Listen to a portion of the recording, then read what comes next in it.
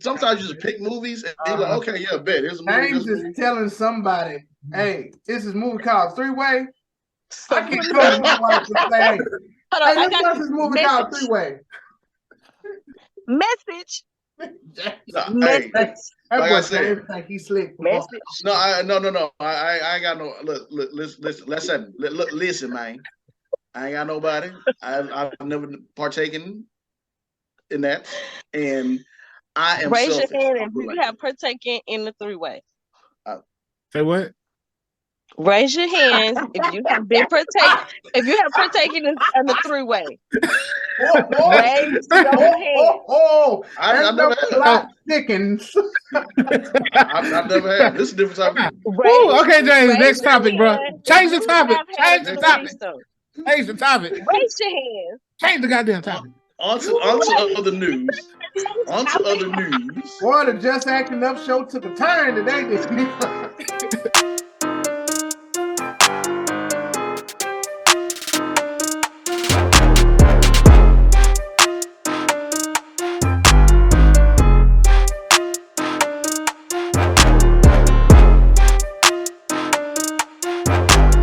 What's up, ladies and gentlemen? Welcome to the Just Acting Up show. I'm your host, Joffy. You know who we got in the building. What's up, Mr. Shay? How you doing, Miss Lady? Hello. How are you? Doing good, man. We got Mike in the building. What's up, Mike? Good morning. How's everybody doing? We're doing good, bro. We're doing good. Good morning to you, sir. And then we got Chris. Chris, what's going on, bro? Yeah, what's up? Why is Chris doing this now? I'm that guy. You know, that guy that's in every music video? Sleeping. The one that's that's all you got to do. I don't remember them music videos, Chris. Look at every music video. Someone always throwing up the peace sign in slow motion. I don't remember those music videos, Chris. Every single music video. That's that early 90s throwback. Biggie, give me one more chance. There's always that one random guy, man. Oh my gosh, y'all. Yeah, but why? I think you did it just a little too slow, Chris. You're gonna have to put a little bit more. I put my own slow motion because I ain't put the effect on. Got it. So you chopped and screwed. There you go. Chopped and screwed. Oh my God. Y'all know we silly up in here, man. We got another great show for y'all. We're going to talk about the Super Bowl. Going to touch on that just a little bit. And of course, Biden, not Biden, but that governor is at it again. There's always something with that doggone governor, man. Always something. Oh, jeez. Give us one, just one. But besides all that, we got entertainment news and we got something special for you to bounce in that. We're going to talk about some Black-owned businesses. All that and more, Just Acting Up show. Y'all stay locked in. Let's go.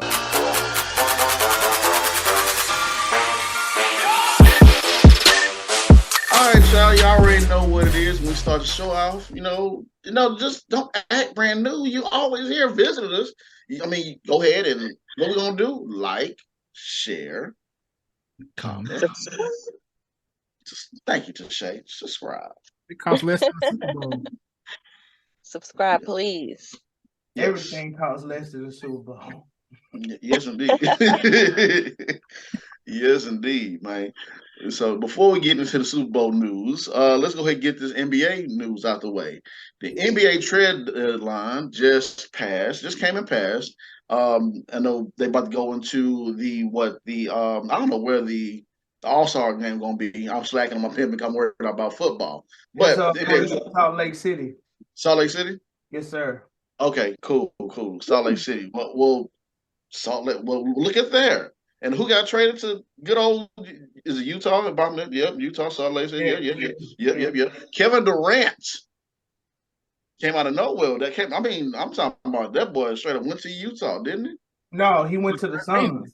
No, not Utah. To Phoenix. He went to Phoenix. So y'all don't mind me. Your boy work overnight. I'm a little bit step slow. But yes, he went to Phoenix. I know the feeling. That was out of the blue, wasn't it? Yeah, it was. Yes, indeed, it was. It's funny because they had James Harden in, they had Kyrie Irving, and now Kevin Durant. So those Net fans is like feeling it, but It just didn't work. So they Who left do this we city. get? We got John Wall back. Yes. I know, right? Are you happy about that? I mean, he talked about us when he left, and then how does he be walking into the locker room the next day? Oh, what's up, y'all? Hey, well, this is awkward. I know there's an elephant in the room. Shout out to John Wall. He spin the block. Swerve that back on us real quick. He spin the block. We sent to the Clippers. Yeah. Didn't Beverly move? Beverly went to Orlando, I think. Yeah, he went to the Magics. Yeah. This NBA trade deadline is crazy. I got to catch up on everything. And Russell Westbrook went to Utah, but Utah is going to buy him out. So when Utah buy him out, then he's going to be without a team. So basically, he's going to get paid $40 million just to sit out. Man, I'm telling you, man. You talk about some money just to sit on. Yeah, man. I wish I got the money like that. Yeah, Phoenix is gonna be. Phoenix might be the team to watch now. In the West. The Wild West. So you know. Yeah. And this goes without saying before we get off this NBA news. Congratulations to LeBron. He did it. Yes. He did it. Class of 03. He did it. That's right. Class of 03. I feel like we have a special connection with LeBron, me and Chris. We've been saying this years ago, didn't we, Chris? We like, man, LeBron graduated in 03, baby. And it's the Jordan. Okay, so y'all feel connected. We connected. I get that. I get that. Connected. I get that. Connected. Yeah. Yeah, man. I get that. But you know, that was amazing. You know, him being able to us witnessing history. Also, you know, just the vibe that was in the place, you know, I'm pretty sure that was dope to be in. You know, the tickets were off the chain. Yeah. Man. Yeah, it was. It was off the chain, but I'm pretty sure it was worth the buy. Yeah. And I hope people realize between LeBron and Tom Brady's numbers, you're not going to see that again. No. Not. For a long time. For a very long time. For a very long time. Not gonna see. Tom Brady numbers is like Madden numbers. It's ridiculous. Straight up, man. And into some other weird news. Why scientists always finding some stuff that we like? Why you always messing with stuff? And this one right here kind of tripped me out. Astronomers believe that the newly discovered Wolf 1069b, which orbits a red dwarf star. Let's skip all this science stuff. Basically, they're saying that they discovered a potentially habitable world where night never turns to day. And I say to that, y'all can keep that because we ain't going nowhere. Because I don't know about night that. Never turns to day. Yeah, so night never turns to day. Yeah, no. I know in some other part here in America, I think it's Stockholm or whatever, that even when it's nighttime, it still looks like day and bright. They over there discovering different worlds and stuff. I'm like, who wants to live in eternal darkness? Doesn't that just sound gloomy? Like, I don't know. I need to see some sun. I need the vitamin D. I need the sun. Let's just say that. Oh yeah, absolutely. It's Alaska. It was some parts of the year. It's a good movie called Exomnia, with Al Pacino and Robert Williams, R.I.P. Where it's like a certain time the sun never comes up in Alaska. It's always right. And I have in-laws from New Orleans that moved to Alaska for years, and they said yes, it's some parts in that year the sun never comes up. I don't know what month it is, but it never comes up. And you know what? With all this new discovery, you know, they had shot down an unidentified object over Alaskan waters the other day. Yes. No, they don't know what it was. They just shot it down. I'm like, bang, bang, shot me down. And they were scared for the citizens. I saw that. I mean, are they gonna tell us what it is? That's the question. No. Classified. If it was a drone or something, I think they would already said something. Oh, it was a drone, but they keeping it kind of. I'm trying to figure out what you mean an unidentified object. What are you trying to say? Is something that you can't identify because you don't know what it is because it's an alien? It was a dragon. You might need to call Mulder and Scully. It was a dragon. That's what it was. It was a dragon? It was probably a dragon. I don't know. I don't know. It was something. And let me find out it was an alien because they've already said that aliens are real. It was that was verified already. So maybe it was an alien. I believe because I've heard plenty of alien people that live in Alaska have said they seen weird stuff. Yeah. Think about it, the temperatures are out of this world there. Got the colorful sky. If it was an alien and you wasn't used to the sun or certain things like that, I mean, that would be the perfect place to go. If you're used to certain weather or whatever, if you're used to really cold temperatures or whatever. I mean, I'm just saying. But they shot the homie down. So it's gonna be more to come. I ain't worried about it because I'm follow my steps. Yeah,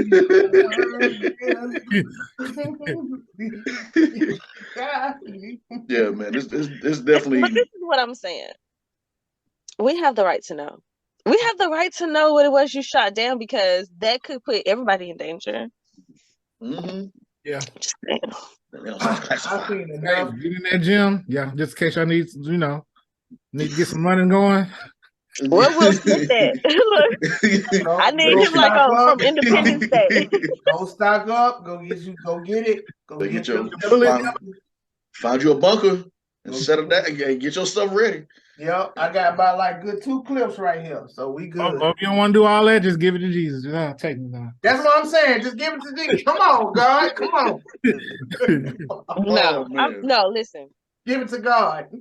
Let me tell you something. Okay. Thank you, Lord. You can pray on it, but yes, you still need backup plan. I'm still need some backup. I ain't going out without a fight. Yeah. No, I'm just saying for the people that don't want to fight. Yeah. But you know yourself too to be ready to fight in case something can go down because there is unidentified object that can mean so many things. So many. They're scary too. Or what y'all could do is maybe you could save up to buy one of those new hover bikes that are out there now. They said that. we talked about you this. think that hover bike gonna be faster than an alien? Man, I don't know, man. I'm just reading because they said the world, like we talked about it before, where it was saying like the first hover bike, the flying bike, it finally debuted at the auto show, and I remember they said how much this thing costs, and it costs a hefty penny, but I believe, I agree with you to say we find something else to do, find. Get yourself a bunker and some shotgun shell. Get something because there's some weird stuff going on around here. And we're gonna need Black Panther to help us out or something. I sung it wrong. It's called order my steps in your word, dear Lord. Mr. Mike. Oh man. He's not gonna get into the pearly gates like that. You can't be messing up the Lord's song. Hey, gotta get ready because it got things flying around. Ain't nobody saying nothing. It's getting hot. Gas prices is high. People are scared out of their mind. I ain't worried about it. I'm good. And they want to talk about some flying bikes debut at the auto show. Man, I can't afford no auto. Eggs is high enough. You can't afford a regular bike, let alone a flying one. All I can think about is them bikes on GTA that be flying across the city. I've seen that. The other day. I'm like, what is this? Getting coins. Anyway. And and to make matters worse. Look, what is we gonna do? That's what the old folks used to say, right? When something going on, what is we gonna do? What we gonna do? What we gonna do? What we gonna do? We gonna do? And to make matters worse, here come Greg. Here come Hot Wheels talking about. He tells state agencies to stop considering diversity in hiring. Somebody just need to stay right next to this man to take the microphone away from him because It makes no sense.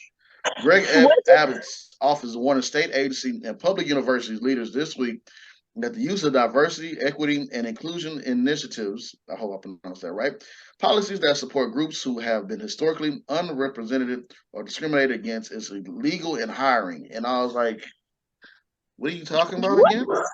It doesn't make sense. Okay, so he doesn't want companies to be forced to hire different nationalities if they're just only hiring one demographic of person, basically.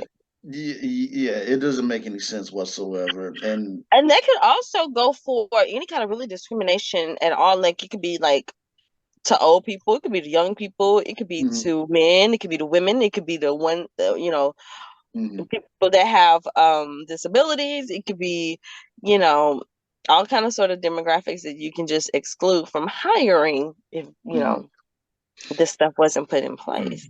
Well, and he's saying it because he said he wants people to be hired off of their merit. Like, can he actually do the job? And I'm thinking, like, okay, what if they are somebody of a different nationality and race, and they actually check off everything on the box that you're looking for? Because we need diversity, and you need people from a different mindset, a different walk of life to, The reason things like that exist is because you have the majority. If everybody did what the majority did, it would be no inclusion because the minority don't have the numbers already. Thank you. And not only that, but when you tend to say, okay, I'm gonna only look at merits, then when you have two people who have the same merits, I mean, they pretty much go neck to neck. What is going to be your next deciding factor? Is it going to be comfortableness? Is it going to be what you're used to? Are you going to step outside the box to get to know someone different from you and their perspective on things and what they bring to the table? What people don't understand is that when you exclude diversity, you also exclude a lot of the great ideas and things that have came from people outside of the majority race. Come on, you know what I'm saying? Because they would love to choose comfort. People love comfort, and they don't always like to be uncomfortable. Yeah, some of them I'll just be clear. They're gonna hire people that they are comfortable with, that they can relate to. And they hire their own. Right. That's just all there is to it. I had a coworker a long time ago say, "Why everything got to be a race?" About race, because it is. I'm sorry, but it is. Yeah, man. But and to finish, it really is, and we need more different people of different color inside these offices, inside Congress. Because, like I said, at this day and age, like, are we really still going through this? Like, are we really? How far have we really come? For us to still be talking about things like this, I'm the type of person, I feel like once we've moved past something and we've accomplished, a point where we feel like this has been settled or handled or whatever, it's like, why are we going back to revisit things that have already, the dust has already settled on that? That's already been worked out, figured out, that's in place for a reason. It's like, why are you trying to go back and dismantle it? What you gonna get out of that? Nothing. Absolutely nothing. Absolutely nothing. Straight chaos. Nothing. And to finish this segment off, the Super Bowl. I'm just watching it because of the food and see a good game. Commercials, we always look forward to the commercials. And it's family time. It's a holiday. It's America's holiday time, man. Everything stops because of Super Bowl, man. So I'm looking forward to it. Yeah. I don't have no dog in the fight, but I believe the end of the score gonna be 21-14. The Chiefs are gonna win. You heard it? Chiefs? Yeah, I think the Chiefs are gonna win. But Like, I don't know. I think Philly may do it. They've been having a great year, and they've been kind of like that Cinderella team this year. right. Rihanna. That's what you say with they. There you Rihanna, go. Rihanna, Rihanna, Rihanna. Work, work, work. Do you hear me? Okay. Man down. Okay. Oh man. Love Yeah. on the brain. Oh my gosh. Yeah. Umbrella. Get your umbrellas, people. Get your umbrellas ready. I want I'm a, everybody in the living room with the umbrella. I know that's bad luck, but that is pretty. I Don't want give them that. you gotta get a fake umbrella. I don't care. A little umbrella in your cup or your martini or your margarita. I don't care. Get your umbrellas, and we need to have our umbrellas out. There you go. And she going on tour after the Super Bowl too, isn't she? That's what they I said. hope so. I hope so. I hope so. Well, them tickets gonna be $100,000. Ooh, Beyonce and Rihanna hitting y'all pockets. Look, I talked to some people this week. They talking about they bought tickets in Paris to see Beyonce. In Paris? Because it was cheaper in Paris. It's cheaper in Paris. Yeah. Oh. I'm not doing it. Well, that's a lot. I mean, a whole nother country. That sounds like a lovely trip. I think Paris is beautiful. I would love to go to Paris, but I'm not going just to go see Beyonce. I'm sorry, I'm not. That would be dope though to go there and then you go on there, you sit in a concert, and so I mean you have something to do. I mean there's nothing wrong with that, but you know, I wouldn't buy the ticket just because it's cheaper to go see her there. I would, you know, I would love to go to Paris anyway, so that would be right in my alley. How cheap are we talking about here? Right. $100 cheaper. Well, you knock that down. You ain't winning. I need you to knock that down. That ain't no win. Knock that price down. If it's $40, yeah, boy, but $40 a ticket.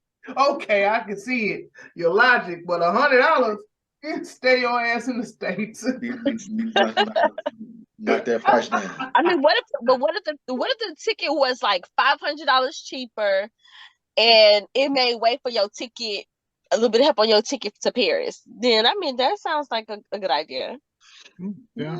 It depends on the way how you look at it, because right now ticket prices going out of the country is high. Like everything is high. Besides Hong Kong, since we want to talk about plane tickets, they're giving stuff away. What? Yeah. The president of Hong Kong, somebody they're giving away tickets, like giving away plane tickets to people because they want more people to come visit Hong Kong. So. Hong Kong where? Hong Kong, the real Hong Kong, not Hong Kong down the street. They sell. And what country is that in? Hong Kong.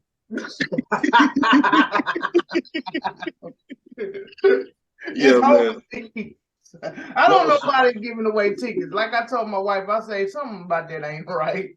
No, you go over there if you want to. Yeah, you go over there if you want to. You ain't coming back. Not right now. They gonna hold your ass hostage over there. I'm telling you that right now. I ain't. Not don't do right it. now. That's don't do it. Don't do it. Don't do it, people. Well, we're about to have World War III. I ain't hating on nobody if they can afford them Beyonce tickets. More power to you. Man, I was thinking about it. I was definitely thinking about it. And now that you think about it, that sounds like a good idea. I'm talking to my husband about it. Baby, you want to go to Paris? Sounds beautiful. Yeah, sounds very romantic. Expensive. And our anniversary is coming up, so you know. That might be a good idea. That's what's up. All right, good people. We about to get into the Critics Corner, talk about some entertainment news and movies that's coming to theater near you. Stay locked in to the Just Acting Up Show.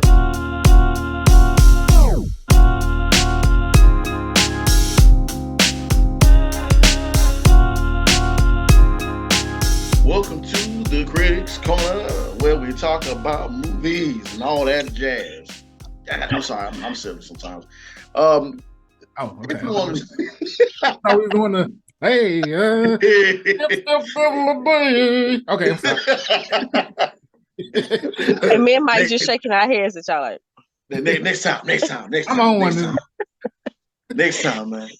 Oh man, but yeah, if you want to do an in-depth analysis, go to Joffrey's VIP room. That's the VIP room. We always have people to come through there. We have Chris, Deshay, or Mike. We talk about TV shows. I've been doing The Last of Us for the past couple weeks, and man, my God, that show. Woo! It was a smart move by them to not air it during the Super Bowl because, like we said, me and Mike said, if it go overtime or you just never know, Last of Us, y'all ratings not gonna hit like they're supposed to hit. It's a Super Bowl. But as I digress, Joffrey's VIP.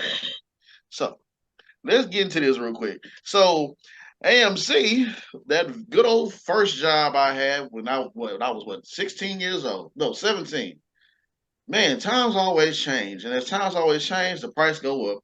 And they just find a way to have prices go up all the freaking doggone time. They said we're gonna charge you extra to sit in the middle or sit in the best seats. They're gonna charge you extra. I mean, if you need money, just say you need money. Yeah, just say that. Just say that. Like, So basically what they're doing is charging per seat now instead of just for the tickets. And the prices for the seats are different. Yeah, they're saying that they're gonna charge like the seats that are better. Like so, for example, what's inside the middle, the best seats. They tell me they're gonna bring the price up for that. Because I know there's some movie theaters where, when you go in, you pick your seat or whatever, but all the ticket prices can change, depending on where you select it. But I mean, hey, they got to figure out their way to get their money too. I mean, there's a lot of people that are not really going to the movies that often. And for those who love the movie experience, I mean, if that's what AMC got to do to keep playing movies, then I'm fine with paying a little bit extra to sit in the middle. Because I just love going to the movies, period. Right. So, right. Yeah, absolutely.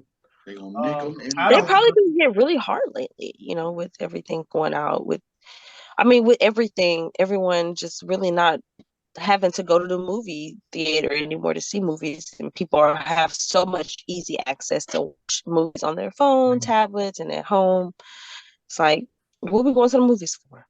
Yeah, man, trying to make easy access and everything. So I understand, I get it, but at the same time, I'm like, whew. There are some films that comes out where I'm like, nah, I gotta go to the theater to see this. So I'm gonna be all the way on the left side, all on the right side, all the way. Man, this show is a great film, isn't it, guys? Like, man, you gonna be at the top. Yeah, man. Those front seats never should get any love. They get no love. I know nobody ever want to sit in them first two rows. It's like right on the screen. Yep. No. I did that one time back in the day. Never I did that one time too. My first and last time I seen Infinity War. When I tell you we was in the front row, I'm like, bro, this ain't it, man. That's not I want to feel like I'm in the movie, but that's what 4DX for. I don't want to feel like I'm the movie on top of me. Like look at me. You see, like, oh man, that ain't right, man. Oh my God, I know it be literally right in front of you, right in front of you. Right. So you have to I mean, it's just uncomfortable. So their seat should be cheap. Their seat should. Everybody agree? If y'all gonna do that, lower the price of them front two seats. Them front two seats, sections should be way. we lost you. You went on mute. That means AMC is listening. The man is listening. Cut her mic off. No, Shay, you right though. You all right. If you you all right. If you're gonna charge us that amount, make them they probably not gonna do it. But yeah, charge them. So, and which is funny now because we talk about the movies because Ant-Man comes out, Quantum Mania. Looking forward to this one, highly anticipated. Shout out to Jonathan Majors, who is on a movie tear right now because he was in Devotion, and then he's doing Ant-Man, and I believe next month is Creed. Yeah. So I'm looking forward to seeing that, man, as well. I think this is the beginning of the end of the Avengers as we know it. Well, it started with Iron Man, but we're gonna start seeing that shift to the next wave of like Avengers. We're gonna start to see the next wave of the Avenger team like form, so to speak. You're gonna see a few die. You're gonna see a few, go away, and you're gonna see this new team. So so I'm looking forward to see it. Yeah, and out on Netflix right now, if you are a fan of the series called You, not me, but You, aka Penn Bagley. Great show. I caught on. Some people told me about it. I caught on to it. I like it. I dig it. It's like one of those murder type of. Well, just watch the show. It's very good, very suspenseful as well. But I like what he said. Something came out because this is supposed to be a show about how a man gets obsessed with one or two girls or whatever, and he just takes it a little bit too far. I don't want to spoil it for those who have not watched it, but it's really good. But he came out to say that he doesn't want to do any more. He wants to be less intimate sex scenes out of respect for his wife. And I can't do nothing but respect that. And because I said it as an actor, I was like, once I, settle down, me and Miss Lady, whoever she will be, I'm like, hey, have a conversation with her. And there are some other actors out there that said that they have it in their contract where they don't have any intimate kissing scenes or whatever because they said it takes away from the story, or they're Christian and they just want to respect their wife or husband, which, hey, I'm fine with. So shout out to Penn Bagley from You. Who is doing that now, and it's dope that the director of that show said, yeah, we can do that for you. Yeah, that accommodation's cool. That is what's up. Can't wait to see it. That is what's up, man. And then also there's another film coming out called Three Way. I believe it's going to be on Hulu. Three Way. Okay, James. Yeah. You must elaborate. I know there's a Three-Way wasn't on my radar. Yeah, it is. I just got through listening to some trap music. I heard them say I hit the cocaine 3 ways. So it's 3 ways you can explain this, James. Yeah, hey man, it is. Please explain this, James. Yeah, it's a movie called Three Way. Okay. Let me go to the what's the name if I can find it real quick as the awkwardness builds up for. Well, yeah. why are you pulling that? I know that's the Hulu version, but I got to shout out to the friend of the show, Reddick Edwards, because he has a movie called Three Way as well on Tubi. Yes, he does. Yeah, it does. Yeah, so Three Way is a movie, of course, about it is what it is. It's a couple it's a man and a woman, and yes, they want to spice some things up, and they invite another individual, and they're not very comfortable. One of them is not very comfortable with what is going to be taking place, and that's the movie right there. I mean, that's what it is. So it's going to come out on Hulu for all you people out there who yeah. So okay. Yeah. Don't know where that came from, James, but that's the movie. Hey man, I just like we gotta let people know about what movies are coming out and stuff. Like hey, look, I ain't got time for it, man. Look, I'm selfish. I am just, I'm just saying. James was in his yeah. February 10th is already. Oh, look at that! It's already out. Go ahead, enjoy, ladies and gentlemen. I wonder how you know that. Had the date in pocket. You trying to tell us something, man? Hey, I can't even hold my dimples in right now. Hey, I'm just saying it's a movie. Yeah, for all because that you've already seen, You already seen it. No, right? I haven't seen it. I just saw it. I'm like, oh, okay, this is another movie come out. Sometimes you just pick movies and you're like, okay, yeah, bet here's a movie. James is telling somebody, hey, this is a movie called Three Way. I can come to say, hey, let's watch this movie called Three Way. Message. Message. Hey, like I said, like he's slick. Message. No. I ain't got no. Look, listen, man. I ain't got nobody.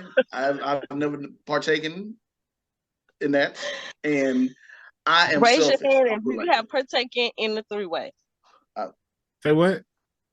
Raise your hands if you have partaken in the three-way. Raise your hand. I never had. Plot thickens. I never had. This is a different type of. Ooh, okay, James. Raise Next your topic, bro. hand if Change the you topic. have had a Change the topic. threesome. Change the topic. Raise your hand. Change the goddamn topic. On to other news. On to other news. Boy, the Just Acting Up show took a turn today, didn't it? We just say what acting up. all I did was say what movies are out. That's all I said. I didn't say nothing. I ain't that's between whoever else out there on Valentine's Day that comes across this. Say, hey, that's between y'all. Y'all hit them. Do not inbox the Just Acting Up show about your extracurricular activities. I was just giving you the movies that came out. Joff, you gonna be the one that's gonna be blamed for the shenanigans that's gonna be happening come Valentine. Oh my God! What I tell you, because you know what these men gonna do, baby. Let's sit down and chill.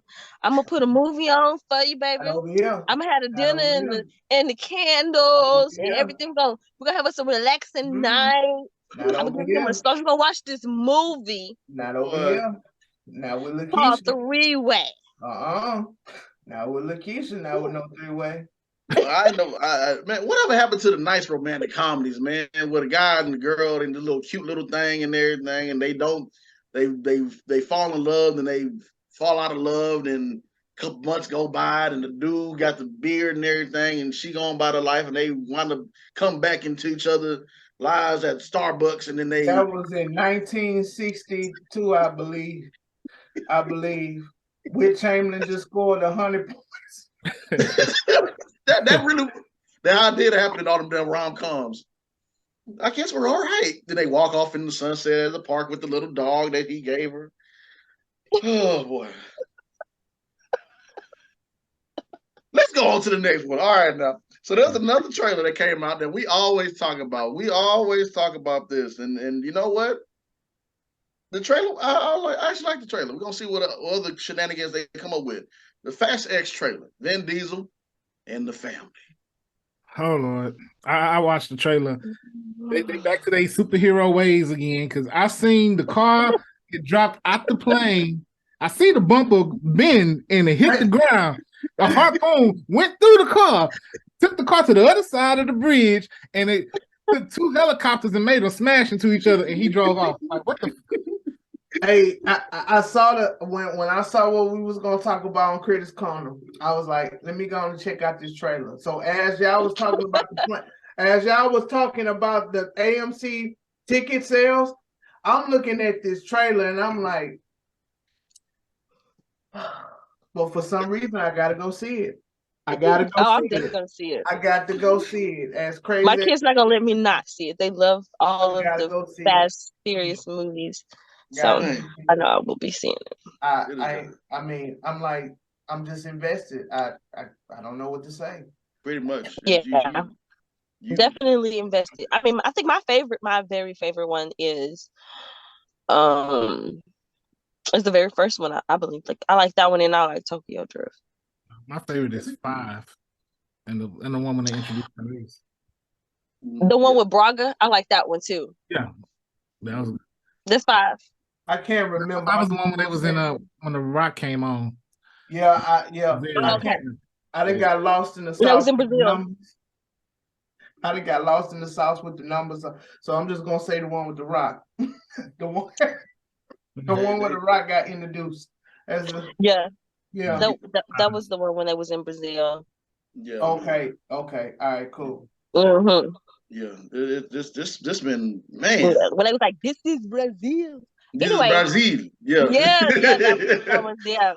He was like, "Well, you far away from home, brother." I got family. Yeah, man. This what a ride. But you know, at the end of the day, I think it's amazing. You know what I'm saying? How they have been able to just keep people engaged for that long. Normally by the time you didn't got to the 10th of something or whatever, it's like, okay, we tired of it now. Do something different. But even at this point, I'm still like, okay, I can't wait for it to come out. Yeah, That's why I'm so excited. I don't know if y'all know, but Bad Boys is like that whole. yeah. That's like my favorite of Mm. all. Like that's my stuff, right? So I'm excited. I'm so excited about them I working haven't seen the together. last one, the latest one that they came out with, Bad Boy. Yeah, I haven't seen that one yet. You should watch it. yeah. It's pretty good. It's pretty good. And last two things, Nike, the 1984 trailer has dropped. Got a nice cast, and it's all about some Air Jordan shoes. Yeah, And it looks good. And you know what? It's Ben Affleck and Matt Damon. They came up with the script and they wrote it, I believe. And every time Ben Affleck and Matt Damon come together, or if one of them write a story, I'm into it. I'm looking at it because it's just something about it. But yeah, it looks good. Viola Davis is in it. Yeah, Chris that Tucker. I can't wait for that, man, because that brings back so many memories. Like when Jordan collabed with Nike, that was the culture. That was the beginning of a lot of culture. And I do remember every time when they had the drops off them East Bay books. Remember the East Bay books back in the day? Because that's the only way Yes. to saw the Showing tennis your shoes. age now. Man, yeah, I used to run. I used to run to my mama. Mama, I want these shoes, and you know, she couldn't get them, but you know, mama tried her best. But yeah, yeah, yeah. That whole story with Phil Knight and Michael Jordan, I can't wait to see that. And they if you ever watch the trailer, they didn't show who's playing Jordan. They only showed who's walking behind. So that's Right. like you gotta wait until the movie drops to see who's playing Jordan. Yeah. Yeah, because everybody always like criticize the person that's playing these Right. type of parts, you know? Yes. Right. It's always so much criticism. It's always so much pressure on whether people gonna think I'm gonna play this part good, or whether I look like this person, or whether there's resemblance, or whether I can pull it off. At the end of the day, it's just so much pressure, and to keep that closed in, that's genius. Right. Yeah. They only just saw him with a suit. They showed Jordan's mom and RIP to his dad, but they never showed actually who was playing Michael Jordan. So I cannot wait. Yeah, that's genius. I'm gonna say this, and before we leave, if they ever do a biopic about Kobe Bryant, have y'all ever seen Gina in Georgia from Netflix, off of Netflix? Y'all ever saw that show? No? Okay. It's a guy that plays the dad on there. He's black, boy. He looks just like my Kobe Bryant. That could be his twin. Really? Yeah. Yeah. All right. Okay. I'm gonna check that out. We'll have to see him, because I mean, I think they should definitely come out with a biopic about him. I mean, why not? Right. I He think that definitely they'll have. deserves one. Last and final thing, Adidas will be losing some money because of Kanye West. Since they wake up, Mr. West. Yeah, since they let Kanye go, they said they're gonna be losing not millions, but the billions of dollars. Yeah. You let go of one of your top selling products just like that because of cultural influence. Hey, it is what the business is business at the end of the day. Well, I also seen in that article that they were saying something about Beyonce, and they were saying that they expected for her Blue Ivy collection to, gross way more than what it did. So when you have assumptions of, hey, well, this collection gonna probably bring in this amount, and then that doesn't happen, and then you've let go and treated the person who was bringing in, quite a group, because everybody was rocking Yeezys. I don't know what they was told, but people was definitely rocking Yeezys. So for him to do that, for them to treat him in that way, I feel like they give him what they deserve. Hey, they pulled the plug quick, and that sure plug is that plug is. But hey, he wanted out of his contract anyway, so it worked out for the best. I think Kanye gonna bounce back from this. I'm hoping that he do, and I hope it work out for him. I always wonder if that was his plan the whole time, to talk all that crazy stuff so he can't get out of certain contracts. And I think so. I've been thinking about that with some people sometimes. I think so. Some people just put on the show just so they can get out of something. And I was like, you know what? You might be on something.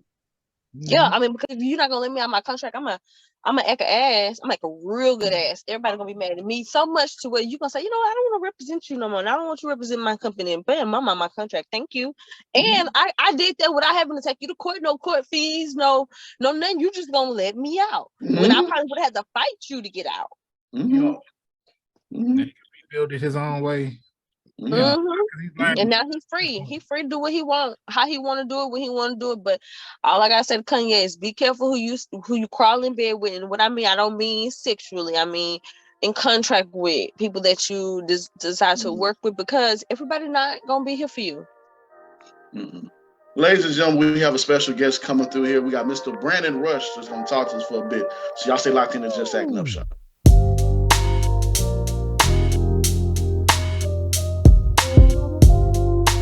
Ladies and gentlemen, we got a special guest here at the Just Acting Up Show. Let's applaud this young man, Brandon Rush, in the building. Come on. Thank you. Man, what's up? On the show? Man, appreciate it, man. We had to get you on the show because it's like we looked through the stories and everything else on IG. We saw that you have some type of energy, and we're like, nah, we gotta get this brother on the show, man. We got to, man. Oh man, thank you, fellas. And I appreciate the support. You guys reposting my stuff, man. Like that, I appreciate the love. I really do, because we gotta stick together, man. We can all work and work off each other and get better. You know what I mean? Yeah, man. Number love, bro. Number love and respect, man. So we absolutely. Yeah, man. Hard work, man. So let's go ahead and get into it, man. Okay. First question, like we always ask every guest come on here, the most important question: what got you inspired on your journey to your acting career? What happened? How did you start? All right. Ooh, that's a good one, man. So I'm a kid from Virginia originally, right? And being from Virginia, dude, I don't know East Coast. I don't know anybody that's ever done acting before. And since I was a child, man, my dad was taking me. Dad and my mom were taking me to the movies, and I'd always this is how cheesy I am. Like, I get myself really into the movies. So, like, when I had to use the bathroom, I'd act like I was in the action scene, like running out to the bathroom. They were so foreign. And from there, me and my brother used to always watch TV shows, and I picked this character, I picked that character, and we literally act out the scenes. So what ultimately led for me going from being a kid and just want to be an actor and all that kind of stuff, which I don't know anybody that's an actor in Virginia, was when I was in college. I went to University of South Carolina. Go Gamecocks. My girlfriend at the time was the captain of the swim team, and I went to visit her in Maryland at University of South Carolina. And her parents, I was watching movies with her family in the house at Christmas time. And I was just telling them, I was like, man, I really love acting. And the dad was like, if that's something you really enjoy, like, Brandon, you should go after it. That's something you should do.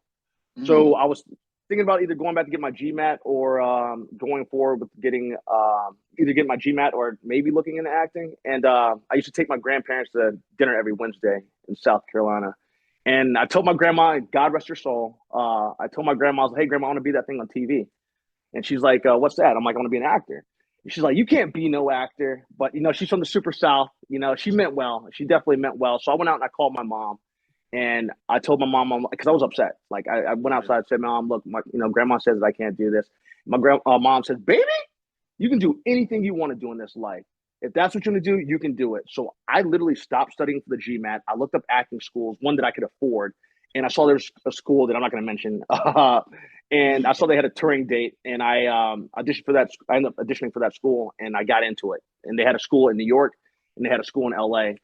And I chose the LA one because at the time, which would have been around 2008, TV was mainly in Los Angeles, man. And New York really only had, at the time, was New York Law and Order, like SVU and Law and Order Original, and pretty much everything else was Broadway. So that's why I chose Los Angeles. And a teacher of mine also said, like, hey, that's the hardest route to go because it's so hard to book credits in LA. So I like difficulty. So that's why I ended up going to LA. Nice. Hopefully that answers everything on that end. No, that okay. Yeah. No, you'll be amazed. Like when with our interviews, we ask them that, then everybody just goes off, and everybody's like, "Did I answer your question?" Yeah, you answered perfectly. Because this is about you. Okay. And also want to say that my dad, like, God rest his soul, man, he died of pancreatic cancer last year. He just, oh my God, he's my hero. He and my mom were so supportive in getting me out to LA. Like, they were with me 100% on doing that. So they both are like, 50-50 with, like, as a couple or family, supporting me. Yeah, So I just want to mention my dad as well. Man, rest in power, your dad, man. Yeah, man. Thank you. He's cool. Yeah, it's tough sometimes. Yeah. But now you have a BA in communications and broadcast journalism, right? Yes, absolutely. And so do I. How was that? Okay, from where? Texas Southern University. Yeah, man. Yeah, nice. I like that. What were you gonna say? I'm sorry to interrupt you. No, I was just gonna ask, like, how was that what you learned in that field translating into the acting world?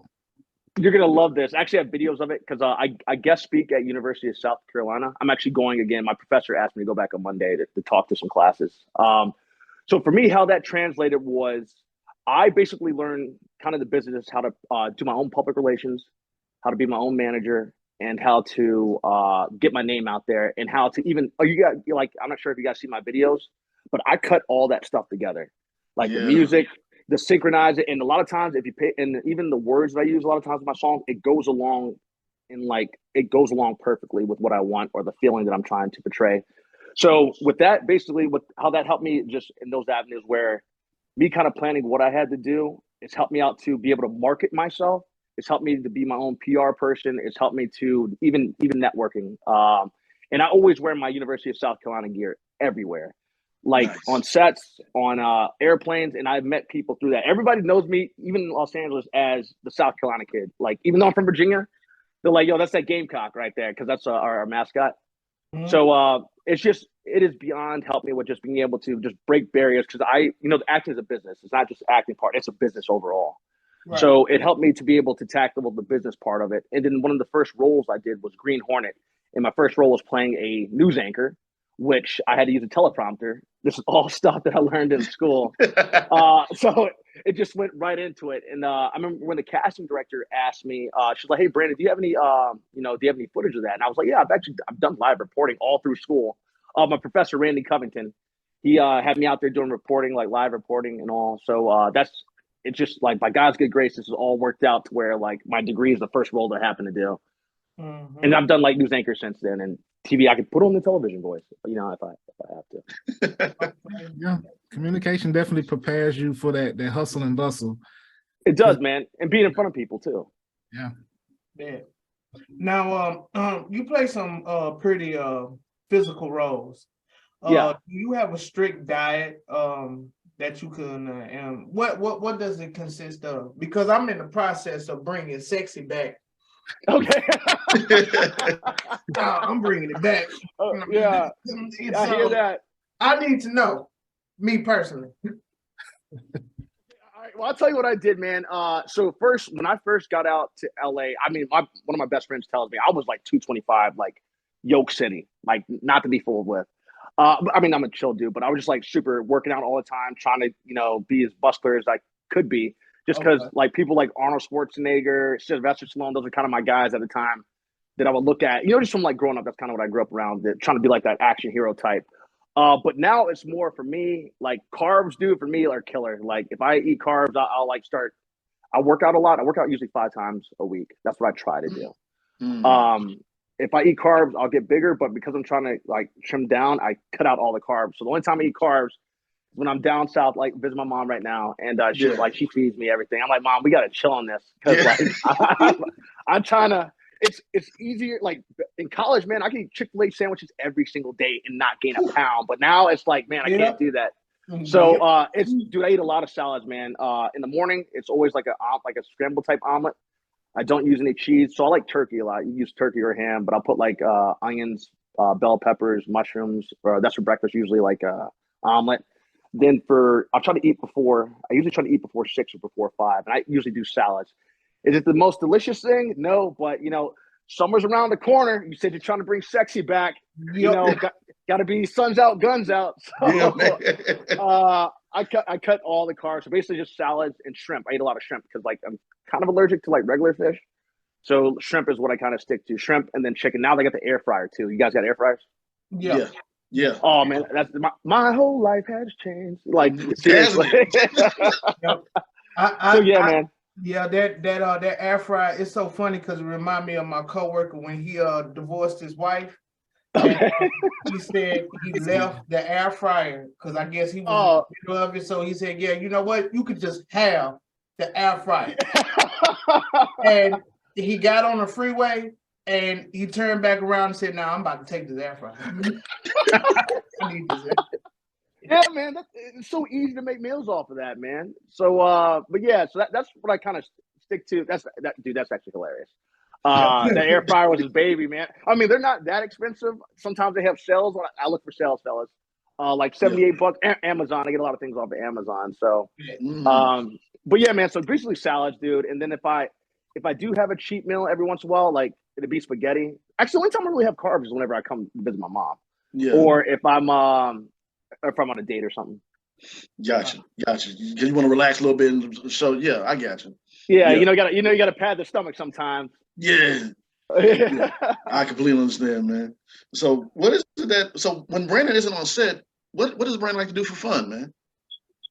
I'm a bit of a dork, man. I'm like a sweatpants movie night kind of dork, bro. I watch a lot of TV. I watch a lot of movies. Play video games if I have my video game systems. Like right now, I left it in LA, so I don't have it right here right now. But what's your favorite video game? What's your favorite game? All right, are we talking RPG? We talking shooter? I'm talking about role playing action with a good character. Okay, ooh, dang, that's tough, man. Because we got Resident Evil. Come on, man. Hold on. But Fable back in the day. I'm not sure if you guys know the first Fable. Oh yeah. And then Halo, man. So that's actually Skyrim, bro. If I could go with something, it'd be probably Skyrim. Okay. Come on. Okay. Nice. The thing is, I love video games, bro. Like Halo, Skyrim, Fable. They released that new Zelda Link game, whatever. That looked kind of cool too. Yeah. But I like them all, man. And then obviously the RPGs. I don't have a PlayStation 5. I guess we're on now. But I need to get one just to play. I played that zombie game where you're on a motorcycle and Days Gone. Dude, that game's awesome. Yeah. That would probably be my favorite game if I had a PS5, but my cousin has one, so I play on his system. Yeah, nice. I like this guy right here. Man. Yeah, I like this guy. Thank you. Thank you. I like you guys too, man. We'll have to do this more often. And hanging out with my friends, man. Like I'm a big people person, so I have a lot of friends. Like very social. I always like meeting new people because everyone has a story to tell. So because I travel a lot for work. I mean, man, I lived in the airport for 3 years, literally, building my career up between Los Angeles, New York, Chicago, Miami, New Orleans. I'm going to say that already. Virginia, South Carolina. I was everywhere, like literally just flying for work. And so spending time with my friends is important. A lot of them have kids now, so I'm Uncle B. I'm like the cool uncle. I think the kids might like me a little bit more than some of their aunts and uncles, but it is what it is. So they always like when I'm around. Let's just put it that way. Okay. Now, is it true you auditioned for Dr. Dre on Straight Outta Compton? I did, man. Yeah, I did. I auditioned for that in Los Angeles. That was I don't even know when that movie came out, but I auditioned in Los Angeles for that at I believe it was Riley Studios because it was right next to Paramount. I'm not sure how familiar you guys are with LA, but Paramount Studios on the left, and there's another studio right next to it called Riley Studios. I auditioned for Straight Outta Compton right there. Oh, well, I was gonna say because I actually ran into Corey Hawkins in New York earlier, late last year. He's a good dude. Real cool, man. And I thought it was funny. I was like, wait, time out. You auditioned for that, and then I was looking at how. Oh, I worked with him. Well, you worked with him before because he was on 24. Yeah, man. And we have a picture on Instagram. If you go way down, we have a picture up there. Did you get a chance to tell him that you auditioned for it? That you auditioned for? Nah, I didn't. Man, that he ultimately got it. So and he deserved it, and it was beyond deserving of it. Yeah, but Corey was cool as could be, man. But yeah, I don't really. If I've worked with somebody before, I mention that, but I don't really mention what I auditioned for the most part. I mean, within that case, hey, Corey, we're working together on 24 Legacy. Oh, and by the way, I auditioned to Dr. Dre too. Right. And he'd be like, "Well, did you get it though?" So I thought that was pretty. Yeah, I thought that was pretty funny. I was like, "Wait," I'm like, "Oh snap!" And yeah, he's a really cool guy. I met him at yes, man. It was a stage play that him and Yahoo Abdul Mateen was in. Okay, And, nice. And I met both of them afterward. It was a really cool moment. I was like, wait, what the? And spoke to him, chopped it up with him. He's like, man, I like your last name, Joffrey. And I did that whole, man, we're gonna work together one day, bro. And then it was just funny. I believe that, man. I fully believe in that, and that's good. And you should say that. Like I say that to a lot of people. I won't take pictures with certain actors or actresses because I'll be like, you know what? I'll wait till I'm on set to take pictures with you because like I'll see you at work. Because you got to put that out there, man. I fully believe that. I mean, because this might sound cheesy, but I also make vision boards.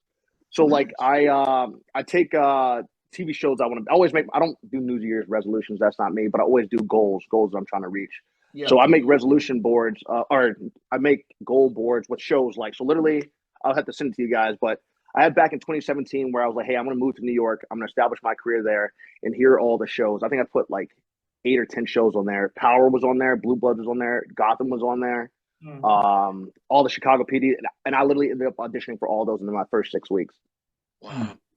So it's like I believe in visualizing. That way, it always keeps me on track with like, hey, I'm going to do this. I'm putting that energy and my faith in that, and I trust the guys to make me, guys going to help that work its way too. Yeah, little side note. Love it, man. I think you guys should do the same. Maybe. Yeah, no, we do. Yeah, I made my list late last year of the shows. I'm like, yeah, this. I don't know how I'm gonna get it. I'm gonna get it some kind of way. Yeah, absolutely. Yeah, man. That's just it's and it's tough. You gotta put yourself out there. I always believe that my thought process with everything I post is that someone. Sorry, I touched my head because I'm like thinking. Is that someone is going to see it? I never know who's watching because you guys know J.J. Abrams is, which is the biggest story that. So I was working at 3rd Street Promenade at a place called Barney's Beanery, and I'm working with a bunch of actors in there as well. I see J.J. Abrams walk in. I'm the only person that knows who he is because I do my research. I'm always doing a lot of research into people's stories too. And I see J.J. Abrams. I'm like, Mr. Abrams, like, I love your movies. Like, he's with his daughter, who I believe is an actress now as well, or a singer. Doesn't know. And I was like, Mr. Abrams, I'd love to work with you sometime. And he straight up asked me, he's like, Brandon, do you have your demo reel on you? Ooh. And I was like, oh my! I didn't have anything at the time though. I just had all the time. All I had was like Young and the Restless, which is a great show, but all I had was that. But I didn't even have that on CD. But because of that is the reason that I always put my stuff online, just in case a moment ever comes up that I can just be like, hey, here you go, boom, bam, there it is. I have that. Yep. Send off. So he gave me the email of his casting director actually that day, and he's like, hey, send over your stuff to her, which is what I did. And that casting director was April Webster. Nice, smart, and that's a good tip for all our viewers out there as well too. That's in this acting world. Have your ish ready in case. You never know. Yeah, you never know. And also, I did a lot of background work as well. And I told you, one of the things I do, one of my hobbies as well, is looking up actor stuff, how they got wherever. Bryan Cranston said how he started in background, and Harrison Ford, it took him 15 years to get to where he is now. So, to get to where he was back then. Right. So it takes some time. Yeah, it's definitely a journey. Let me ask you, you've been a part of some popular shows and films like Mayor of Kingstown, 911, and Maverick, just to name a few, right? So what's been the most, I guess, fun or crazy experiences that you've had on set before? The crazy experience, actually, this one to prepare everybody because I didn't see it coming the first time, and it's happened a lot. To tell you the truth, I mean, I do a lot of cool stuff. I wish I could talk more about Power, but I can't, which is going to be like game changer for your boy. It's like game changer. But so my first time working on the Green Hornet, like they're setting up this new shot. One of the ADs comes up to me, actually either AD or writer producer. She's like, hey, Brandon, this is my first thing, so I'm nervous as all get out, man. I've never been so nervous in my lifetime. We're shooting at Sony Picture Studios. I believe Christoph Waltz, I believe his name is, 2-time Oscar winner from Django Unchained. Yeah, he's on there. So she comes up to me. She's like, Brandon, you're an actor, right? I'm like, yeah. She's like, good. Here's a 2-page script. Memorize the dialogue. You're coming inside and you're filming it in 15 minutes. That, if you're going to talk about full on, exactly. If you're going to talk about full on panic mode, but I didn't have time to be scared. Right. I just had and I've been calling my mom nervous all day about everything, but that really put me on board. So I go outside, I'm like, oh my God, I have to get this. Or it's, it is what it is. So I go outside, I memorize the dialogue, I come back in. I actually knocked it out of the park, which I thank God that I knocked it out of the park. But I think the actor that was there who actually had the dialogue, because he had, I think I was pulling in for somebody in that one scene per se, but he knew the dialogue. So he's like, hey, you know what? Let's run it a couple times back and forth, which is why I always love to do rehearsals with actors on set. Like any actor, and I put actors as both male and female, or if you want me to say actress, I can say actress. Gotcha. But we started running. I had the paper in my hand. We ran it a couple times, then put the paper down, and he's like, hey, let's just run it back and forth. And that's what helped us to just already be kind of like practice. If you ever played sports, like I played football and basketball and track, but it's kind of like practice, like going back and forth. That way, by the time it was time to film, it was just already, we were already there. You know, it's already like, I guess, in muscle memory. So that has happened numerous times where literally I've had dialogue change, like on set, have had dialogue pop up, new dialogue pop up, and like on every single situation with new dialogue popping up has happened to your boy. But because I was prepared for that first time, I'm always ready with it, and I always got to stay loose. And then I guess so that, and then working with Jennifer Lopez, that was probably a big shocker, you know. Yeah, I saw that clip. I was like, "That's J-Lo." Let me focus. Yeah, I don't get starstruck. Right. I don't get starstruck, but J-Lo is a whole. She's in a galaxy of all of her own. Yes. And she was so sweet. And I worked with her for 6 hours. Like she's like, "Hey, I'm Jenny." Like I'm like dying inside when she's like introducing herself to me. She's like, "Hey, I'm Jenny." Like, "Oh, very nice to meet you." And I'm just like, I said my name, I think. She shook my hand. She was just so sweet and nice. And so one of the things that happened on one take before, so I spent like 6 hours with her, and she kept trying to like talk and make me laugh, and I just was like, I mean, you know, I'm like, damn, if I only had the game I had today, you know, it might be better. So, I guess the confidence that I had today. But on one of the takes, man, and this is where I can't believe it happened. I'm getting up into that little, I get up into the ambulance, and my pants ripped from my like crotch down through my like butt area down to my leg, right in front of Jennifer Lopez, and like. I mean, my ears can turn red, but if my face could turn red or blue or whatever, it would have happened in that moment. Right. So, but yeah, so that's probably like my most like experience. It was awesome meeting Tom Cruise. He was nice as nice could be. Yeah. He's like he's the greatest running actor of all time. You know, he always runs the jeans. But he's just a phenomenal actor, and that was just like always a childhood dream to meet him. Yeah, man, those stories. I'm sorry. Go back. Meeting all those people, I know, like it's like you say, you're just focused, and you're just trying to like. But at the same time, I know on the inside, you're like, I'm freaking working with these people now. Oh yeah, absolutely. Like it's definitely like I have to pinch myself because it takes me back to being that kid in Virginia who in the fifth grade is not doing the greatest in school because I'm daydreaming about wanting to be an actor in Los Angeles. Right. And so that's like that's why I pinch myself because I'm like, who would have thought this could happen to somebody like me? You know, that where I could get to that level. And hopefully original goal of mine was to inspire, you know, kids, my family and my friends, you know, from the East. People look like me. That, hey, you can go do this. Like it's hard. When I went out to LA, I didn't know a soul out there. I didn't have a single friend. I didn't have a single family member. I was 2,600 miles away from the nearest family, and I didn't know anybody in the industry. And for God, but I trusted in God and my faith. And I had this book I read all the time, this religious book I read all the time. But I knew I could do it. Right. I was capable of doing. I just didn't know how long it was going to take. Now, and yeah. Now, sorry to you're good.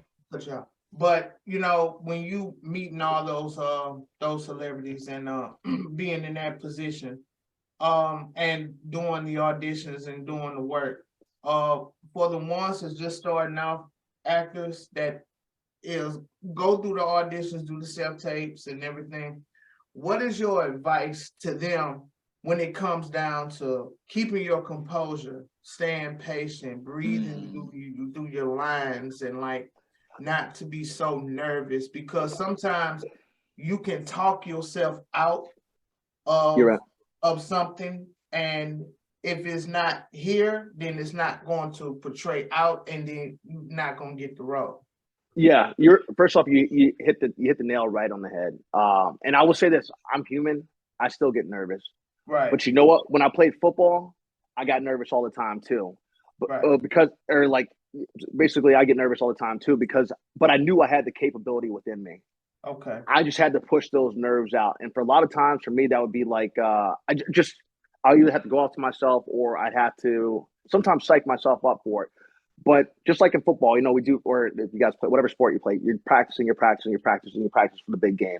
As I said, I'd be nervous before games because I'm an athlete, I am able to translate that right into acting easily. Like that's able to translate easily over to acting. But I know that I'm prepared. Nerves are going to happen, but for the minute, like whenever that whistle blows, when you get that first hit, that first shot, it's good. Like those kind of get out. So I say be prepared as possible. Right. Be prepared for every single scenario. Like auditions, as I said, I went to LA, which at the time was that's a different beast all in itself. Right. And I would practice my lines, practice them. I mean, I run them so many times, it's almost ridiculous. And as long as you're prepared with that, that's one thing. Along those lines, where I would deal with actors who would try to purposely mess me up and psychologically get in my head at auditions. Whether that's standing in front of me, looking down at me, whatever. I'm like, dude, I play football. The thing is, you understand, like, if I get pissed off, I play better. So if you're trying to get in my head, all you're doing is actually helping me out and hurting yourself out and hurting yourself in the process, but you're also showing me your insecurities. You're like the Hulk. So yeah, exactly, right? Don't make me angry. You wouldn't like me angry. Yeah. So, but just being prepared as possible. I think you're gonna, as I said, I still get nervous. My heart is going a mile a minute before I walk into an audition. There's nothing I can do to change it. But the one thing that I've noticed, even on set, which is a different beast, is the fact that just as long as I have that dialogue, you're gonna lose your spot. Here's one tip I'm gonna tell everybody. You're going to lose your spot. It happens all the time. If I lose, I'm not always word perfect, but I am pretty, because I'm a perfectionist, I am pretty perfect, like close to word. Actually, I probably am every time. But if I miss something, because it does happen where I do miss something, I don't hold up on the fact, I missed that word. I make sure that I stay in my performance and that I keep that performance as close as possible to the thing. As long as I keep the performance, as long as it's, I might say, because someone told me one time that an actor, I might say, because I'm or I might say, what separates the actor from the character is the word that you might use. So where you might say the lines might be you guys, right? Right. Because I grew up in the South, I might say y'all. Right. So it's like not tripping over stuff like that, or like as long as you keep it close enough in context, that's one thing I think. And hopefully that has answered that question. I'm trying to give as much advice as I can. And then knowing that the casting director is your friend, man. The casting director, the casting associate is your friend. I'm just a friendly person to everybody. I treat the janitor with the same level of respect that I treat the CEO. We're all the same. We're all God's children. So I don't, I think maybe sometimes I'm a little bit too chill when it comes to people. But it just kind of like, it doesn't matter to me. I've been in the room with millionaires and it has been, whatever. Like, you're the same as me. Only difference is you have more money than I do at this moment. But that's going to change. Yeah. So, but yeah. So hopefully that answers that question. But okay. Yeah, you got it. Okay. So now, as far as let's take let's Power Book 2. I'll be remiss if I did not ask, being such a fan. What is there anything you can tell us about your experience on set on Power Book 2? Yeah, I want to try. Yeah, man. Thank you for everything I say. It has been one of the I can go into a little bit of it. First off, the costume was dope. Like when the moment I went to costumes, I'm like, you got to be kidding me, man. This like Power. If you guys watch the show, all those outfits are on point. There's not a single. I mean, like high end bag. Yeah, dude. Like everything. Yeah. So like when I went to the wardrobe fitting, I had no idea what I was gonna be wearing, and then when she showed me, I'm like, you got to be kidding me, because this is freaking awesome. I'm going home with this. I would like to. Yeah, seriously. Yeah, like it. My mom went out and bought me a jacket like it, because she saw how I looked in the jacket, how much I love that jacket. I mean, that jacket for me, when I get in when I put on the costume and all that, I switch over, man. Like I completely switch over into that thing. For some reason, it does it for me. Like because I play a lot of action roles. Dude, when I put on that bulletproof vest, I'm in it. I'm in it to win it. Like I'm chill like this one with you guys, but I can switch at a dime, and that's probably, I think another thing that the casting community really likes about me is the fact that they get to see me like you guys are seeing me right now. But when I act, it's like it's the fact that I can switch over so easily into that character. A lot of them are like tough characters, so the fact that I can do that transition, so and I think to them it kind of takes them back. A bit, it takes them back in a good way. Like, man, this guy, this is who he is right here. Here's this character that he's playing. This complete opposite of, not the complete opposite of who I am, but what I do it is I put myself, and this is another acting tip. I put myself into what I would be like in that if I were that person in that world. Right. So like because I'm such a chill guy, if I was a cop, well, you guys get to see what kind of cop I would be because if you guys watch Blue Bloods, that's the kind of cop I would actually be in real life. Yeah. And the one thing I love about Blue Bloods too is the fact that like you see, I'm not sure if you guys watch any of the episodes that I've done, but my character is super like my character's like it would be like me, literally be me if I was a cop. Like it's the character's chill. He is always trying to help people. And like there was a situation where these kids were in trouble, and you got to see me switch over into the whole like I'm not messing around now. Like now it's like, hey, yo, dude, it's on. Yeah. So that's I don't even know how I got into that little small tangent because you asked me a question. I think I went off on a side tangent. So much character. On power. Yeah. So in switching to power, I'm playing a different role that I've ever done before. And I mean the outfit is awesome. The show, getting the people like you're working in New York City, man. This is one of the biggest. Law and Order, SVU, and Power are the two biggest shows in New York. In fact, they're probably two of the biggest shows in the world. Yeah. And like it's being part of this universe, like because I've been watching since day one, and now that I'm in this world, like it's absolutely amazing. And the things that I've shot are just, I'm like, man, I know this is going to change my career. Like I know that God is beyond blessed me, and I know it's going to change my career. Funny thing is, I was giving my team a hype speech. I was like, hey guys, like look, a lot's going on right now. Like I have a good feeling about what's been going on, and I was just giving a hype speech because I'm a very hype person, if you can't tell, and I believe in the team. So I was just giving a speech to hype them up. These are my agents I'm talking about now. Yeah. I'm sitting there giving them a hype speech. I had no idea. I had no idea that I was pinned for power because I missed the email. So I've been pinned for power for like 2 weeks or maybe even 3 weeks, and I never saw it. Just never saw it at all. And I'm sitting there giving this hype speech about like, guys, look, man, like I have a really good feeling about this year. And like literally, I send out the speech, I send out the email, and like literally like 30 minutes later, if that, maybe even 20 minutes, they're like, hey, Brandon, you actually booked power. I was like, wait, what? Power. I'm like, yo, hell yeah! I yelled. My mom heard me scream down the hallway because I was visiting my mom. My mom heard me scream down that hallway. She knew what was going on, but she's like, it must be something good. Either that or because mom's kind of the hood. But she's like, it'd be one of two things. It was just a blessing to hear, and like when I saw everything with it, it was just awesome. It's gonna be awesome, fellas. And I'll tell you this much. They told me that it's going to be in the trailer. What I did is going to be in the trailer. And I was like, because it's badass. It is badass. Yes. Yeah. Yo, your boy ate that up, man. Like, your boy ate it up. Like, for them to be like, yo, like, just, they were talking about it for like a week. Dude, it's going to be good. Happy for you. Thank you, man. I thank God. We're all going to get opportunities. When you guys are on there, too, you'll be like, yo, I mean, my boy B was on there. Now I see you guys on there. We're going to work together soon. Yeah, absolutely. Amen. Yep. It's time to get that Stars app back again, guys. Wait, what's the Stars app? I actually don't know what the Stars app is.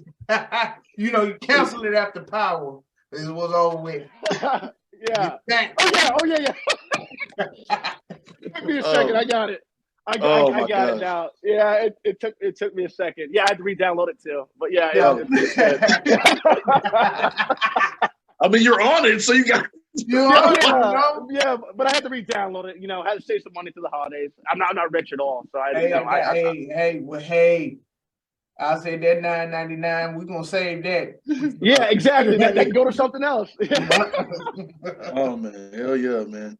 So, oh man, you're booking all these roles and everything, and it's amazing. So, I'm just happy for you. I love seeing it because we all know as actors how hard it is. You got to scratch and claw and get something.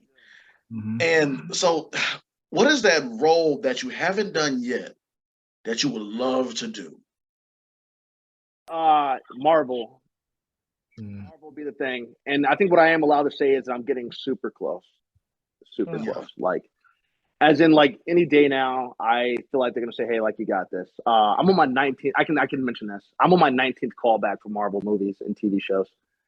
And I'm getting really close. Like, I mean, to have 19 callbacks or something. And I mean, I've read for everything: Thor Ragnarok, Black Panther, both of them, Guardians of the Galaxy. Every movie that has come out since, I want to say, Thor Ragnarok or Black Panther, I've read for, Marvel wise, and Daredevil, all the Netflix Punisher, I read for everything. But like, they've been calling me back a lot for movies currently. Yeah. And I think I'm getting so close. So like, Marvel is that one thing. And honestly, man, since I'm kind of like on this, like, I wouldn't mind playing a villain. And here's the reason why. I feel like heroes are always cool. Don't get me wrong, heroes are always cool. But if you can be that villain, like, I got to give it to him. Michael B. Jordan killed it as Killmonger. Yes. Yeah. Like, his character was making sense. I'm like, yo, his character's making a lot of sense. and here's the deal. If you guys don't realize it, because I'm not sure how many people, I like to talk movies and all. If you don't realize it, Black Panther was on the same path that Killmonger was in Civil War. They have the exact same story because he's on a path of revenge because he thought Bucky killed his father, and he is stopping at nothing and getting, like, tearing up everybody that gets in his way. He was and Killmonger. Yeah, and then he changed at the end. Yeah. When he didn't kill Zemo or whatever, he's like, this is corrupted everybody else, not gonna let it corrupt me. That was the difference between him and Killmonger, where at the end Killmonger couldn't switch back over. Yeah. So that's why I was like, they're the exact same. And I thought that was cool. I'm not sure they did it on purpose or not. But if you pay attention to both those movies, both those characters had the exact same pathway. Only difference was Killmonger couldn't work his way out of, even though he was making plenty of sense. He couldn't make his way out at the end and get past that anger, which T'Challa was. T'Challa was angry, getting revenge the whole time. Mm-hmm. He had the right people around him to bring him back down to earth. It was a beautiful character. It was a beautiful story. Beautiful. It really was. Yeah. So the play of villain, I play anything, but the play of villain would be pretty dope. I think that'd be cool because you always need that guy who can, like, if you think Batman, there's Joker, right? Superman, I guess you could say Lex Luthor or whatever, but Doomsday. You gotta have that character that I think that can have the opportunity to steal the show, or that people like just as much, even though you're supposed to hate that character. Right. I think a lot of it has to do now. Back in the day, it was just clear cut, dry. He's the villain. Leave it alone. Yeah. That's it. It was all about the hero. But it's like now they want to know the backstory about the villain. And I'm going to be perfectly honest with you. These villains do have a point. Like, they got a point. Thanos was right. Thanos had a point. Yeah, he did. He did. Thanos had a point. Killmonger had a point. The Joker was fed up. He had a bad day, and it just went there. So. Yeah, no, you're right, and so it's just, and that's excellent writing. That's absolutely excellent writing. And then I think TV shows, anything, but movie wise, like, that's probably what I like. That or something, or play Jon Stewart in DC. Right. That would be cool because I actually met Nicolas Cage, who was, I think, is a phenomenal actor. He's one of my favorite actors ever. From Face Off, and Con Air, and The Rock. All three of those are just bangers. I met him, and I had my Green Lantern shirt on in LA, and he's like, "You should play the Green Lantern." And I was like, "No way!" Like, I'm like, "Oh my gosh!" Like, he's telling me I should play the Green Lantern. He's a big superhero fan, so that would be probably the other character, or whatever I can get. I'll take whatever God to get me, but Right? Blessings, man. Yeah. So, a few more questions, and we get you out of here. So, okay. Well, you kind of already answered. Well, I still do want to know this. You kind of did answer this question about, Book and Power and, Marvel and everything. But how was it to meet Betty White, man? Oh, man, dude, I love me some Betty, right? So, all right, first off, it was amazing to meet Betty. Mm-hmm. When I found out about the audition, I didn't know it was going to be for Betty White. I just knew it was going to be a dancing. I knew it was going to be a dancing thing. I could dance. I can dance really well. And I knew that, like, actually, I've never been so confident going into an audition in my lifetime. I actually said, and I actually have it on, I recorded it at the time. Yeah. I was like, dude, there's not anybody that can beat me in Los Angeles at that. No one can. Yeah. That's going to walk into this audition. If they show up to this audition today, they're going to lose. And literally, I went in there. I even wore a 3-piece suit for it, went into the audition. When I danced for it, and those guys were like, that was like the best damn thing we've seen all day. Like, I wasn't playing around. I pulled out all the stops. Yeah. And I'm talking about I was in a 3-piece. And I went all the way down. It was for these two guy cast directors, and for them to tell me that it was that great, like I don't know it was good. I just walked out, and then I went to go film a TV series called Cold Black, and my agent called me up laughing, and I'm like, she's like, Brandon, you booked it. I'm like, booked what? She's like, you booked, because sometimes I forget, like, you know, you don't always find out.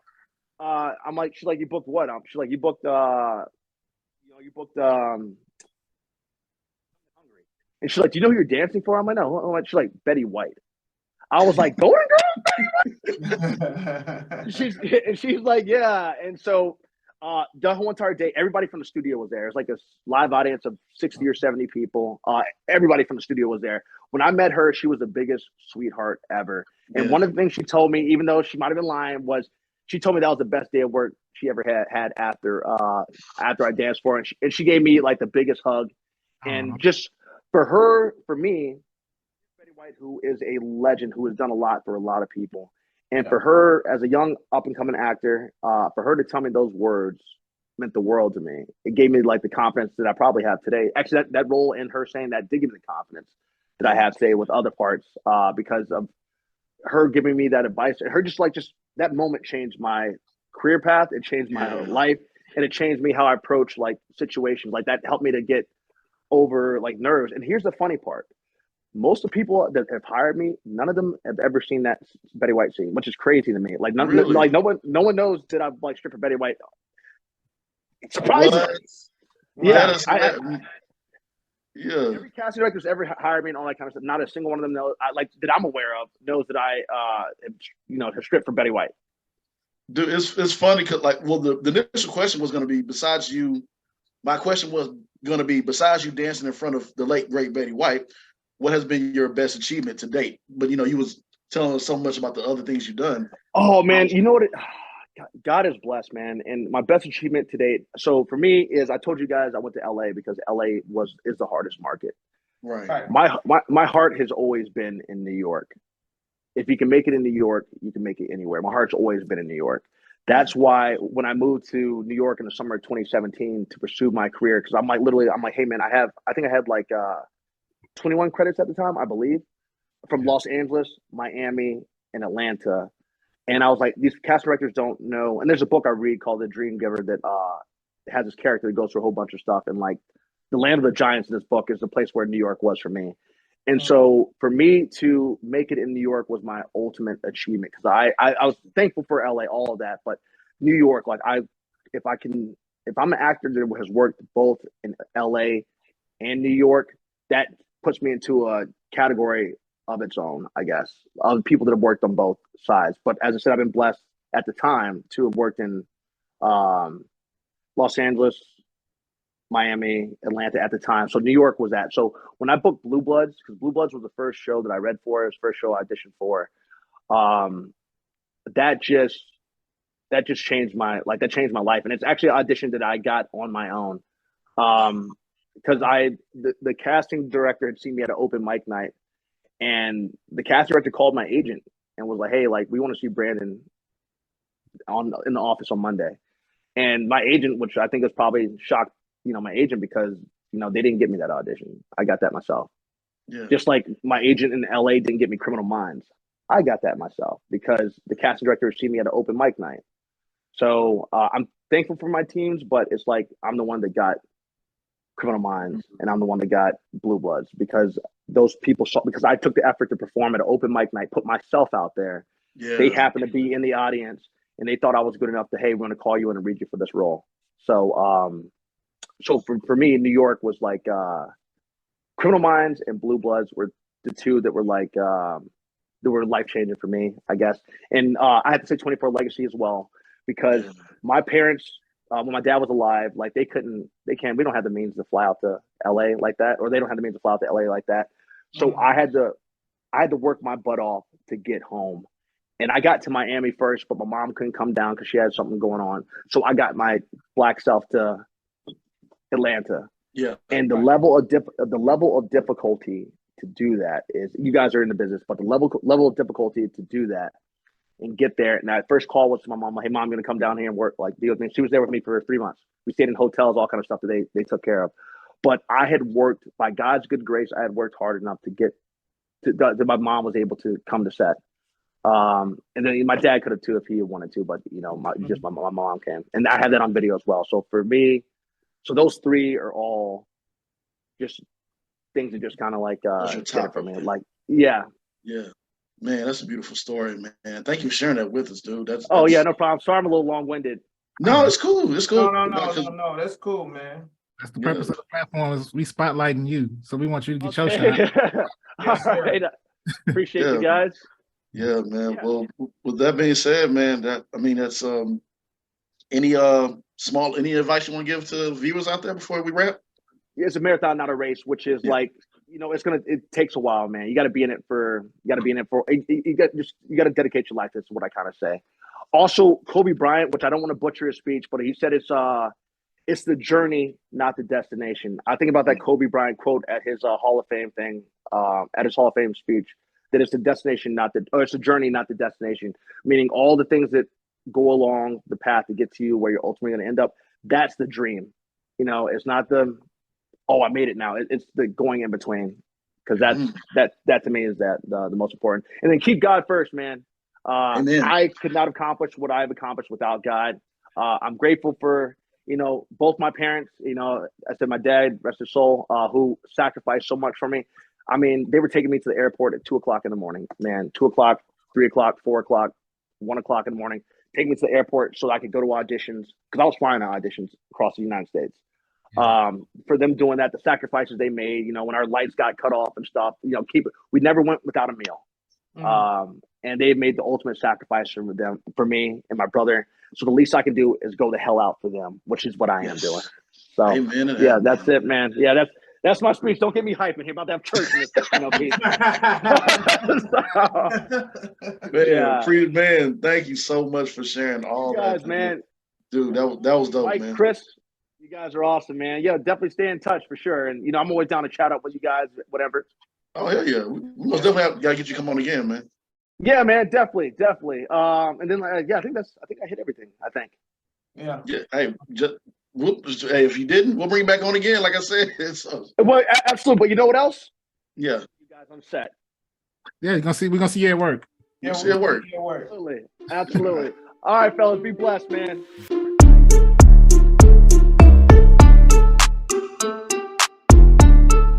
All right, ladies and gentlemen, this is the segment called Acting the Fool. And this is where Chris go ahead and act the fool.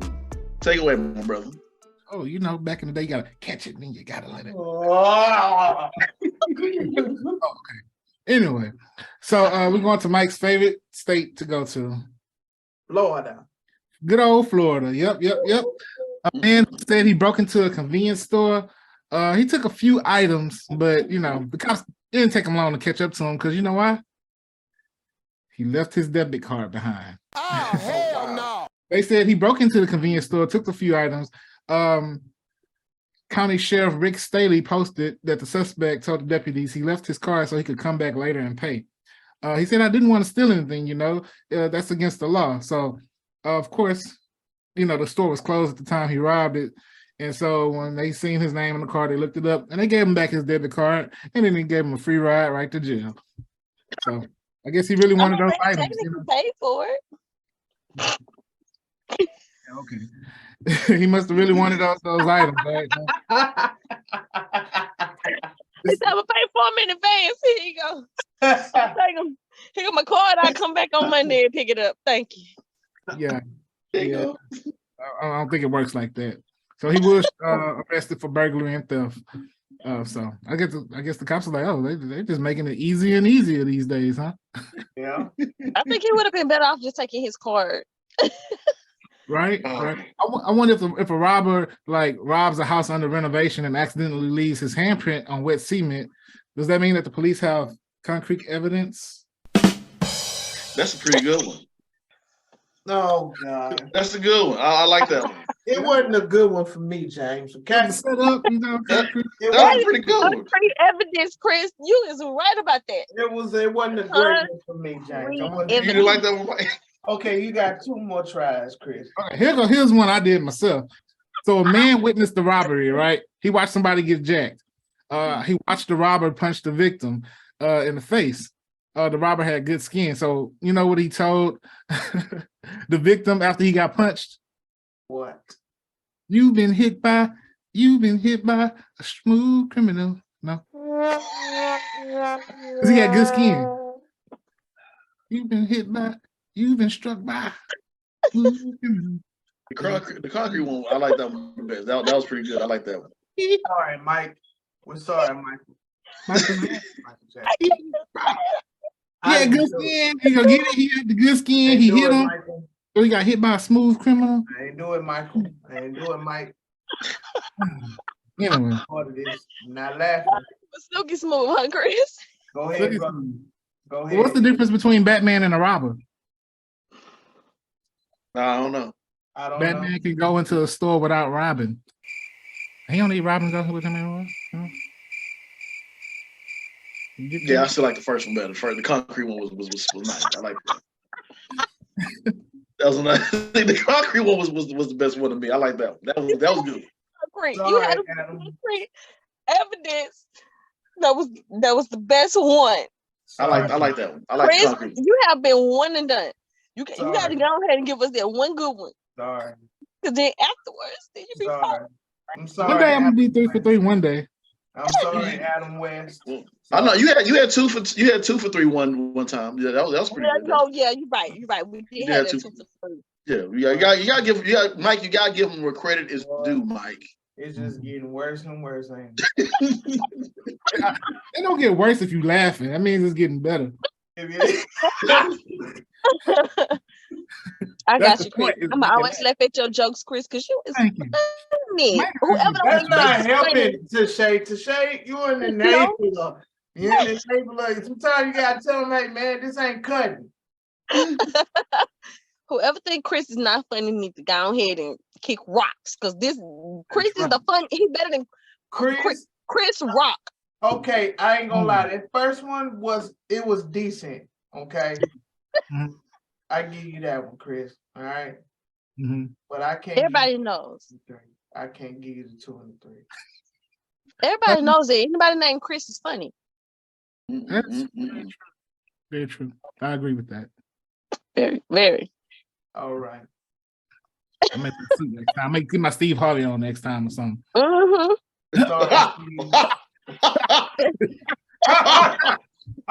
Hey. Come on, Jobs. Say. They always have some dumbasses on there too. All right, ladies and gentlemen, stick around because we're gonna talk about some things in the balancing act, some businesses that y'all need to be checking out. Just Acting Up Show.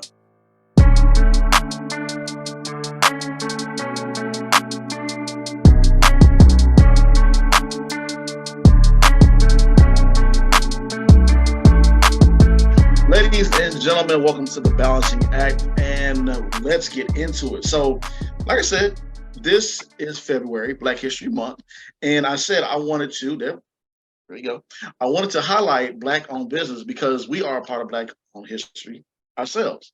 Black history. Come on now. Yeah, and so I made a post on my Facebook, and so any names I butcher, any words I butcher, I apologize. I can go to my Facebook, James Joffrion, of course. Scroll down and you'll see where it says big and bold, support your Black-owned business. But we also will do our part in trying to post throughout the weeks of different multiple Black-owned businesses because we want to highlight y'all because y'all work hard, man. Like just like us. So we want to highlight y'all.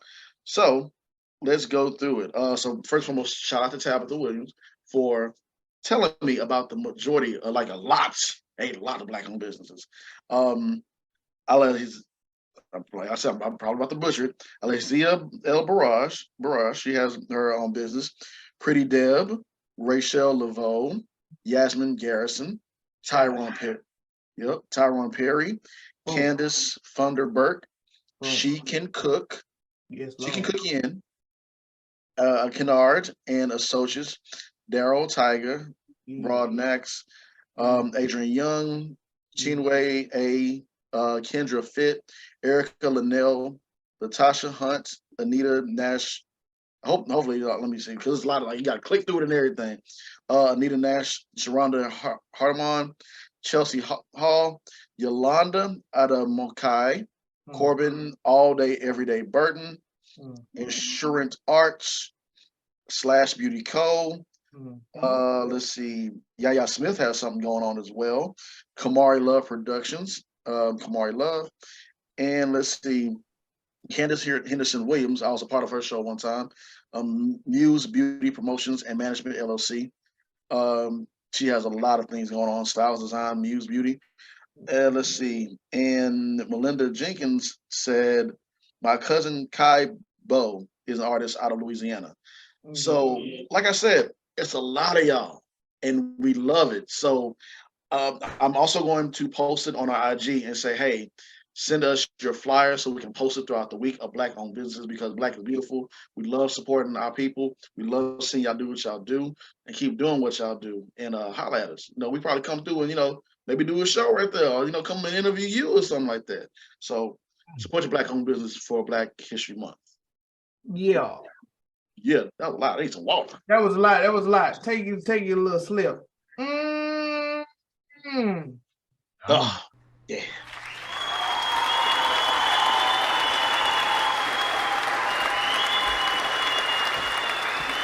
Clap it in. Thank you again, ladies and gentlemen, for tuning in to the show. We appreciate you. Tashay had to step in, you step out. She step in, step out. That's what you have to do. We love and appreciate Tashay for everything she do. And we love and appreciate y'all for what y'all do with watching our show and spreading the word and sharing, commenting, and subscribing. Shout out to our guest for today, Mr. Brandon Rush. The man hands on everything, doing everything he can. Hardworking dude, cool. I want to see what he's gonna do next. And y'all stay tuned in for Power as well. So, with that being said, Chris, Mike, y'all got anything before we go? Well, positive quote of the day. I don't know what Mike's doing. I don't know. But anyway, positive quote of the day. Live today, not yesterday. Not tomorrow, just today. Inhabit your moments. Don't rent them out to tomorrow. I'm gonna say that one more time. Live today, not yesterday, not tomorrow, just today. Inhabit your moments. Don't rent them out to tomorrow. So let's maybe yesterday. Tomorrow's a new day. Live in your moment of now. I like that. What you got, Mike? You getting your Drake on? I'm about to take a power nap, and shout out to Power Universe to give us a power call so we can make some power moves. Yes, indeed. Power money. And get that power money. But it ain't all about the money. It ain't about the money. Okay. But it helps, though. It does help my sanity. So I can slide my job, that power, 2 weeks. That's if I stay for the whole 2 weeks. If he stays. Yes. That's right. All right, y'all. We got to get out of here. Yes, y'all have sir. a good one. See you next time.